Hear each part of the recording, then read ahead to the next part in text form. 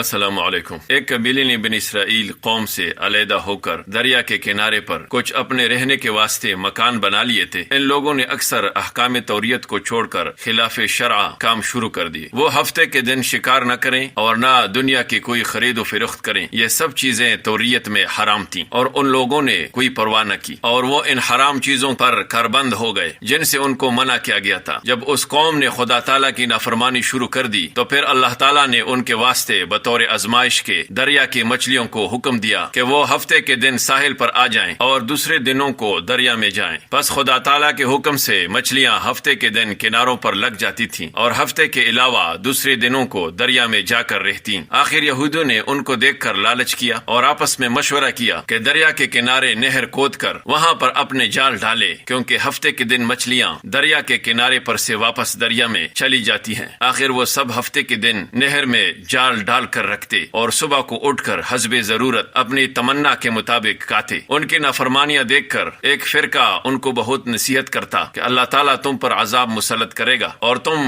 ہلاک ہو جاؤ گے۔ یہ سن کر وہ لوگ بولے کہ تم ہم کو ڈراتے ہو، ہم تو ہر طریقہ سے طاقتور ہیں، ہمارا کوئی کچھ نہیں بگاڑ سکتا۔ لیکن پھر بھی نصیحت کرنے والوں نے ان کو برابر سمجھایا۔ جب وہ لوگ کسی طرح سے بھی نہ مانے اور برابر خلاف شرع کام کرتے رہے، پھر اللہ تعالیٰ نے ان کو عذاب کیا، محض اس وجہ سے کہ وہ لوگ اپنے رب کی نافرمانی کرتے تھے اور نصیحت کرنے والوں کی نصیحت پر عمل نہیں کرتے تھے، اور اللہ تعالیٰ نے جس کام سے منع کیا تھا وہ برابر کرتے تھے، پھر اللہ تعالیٰ کے حکم سے وہ بندر بن گئے۔ قرآن کریم کی سورہ اعراف میں لکھا ہے کہ حضرت داؤد علیہ السلام کے عہد میں یہود کو ہفتے کے دن شکار کرنا منع تھا، لیکن انہوں نے بالآخر ہفتے کے دن شکار کیا اور اپنی سمجھ کے مطابق یہ بہانہ کیا کہ دریا کے کنارے نہر کھود کر جال ڈال کر مچھلیاں پکڑیں تو وہ مچھلیاں ان کے ہاتھ نہ آئیں، اور ہفتے کی شام کو وہ مچھلیاں نکل جاتی۔ آخر انہوں نے ہفتے کے دن بھاگنے کی راہ بند کی اور اتوار کو پکڑ لیا۔ پھر وہ لوگ بندر ہو گئے اور ان کے تین فرقے ہو گئے۔ ایک تو ان میں سے تھے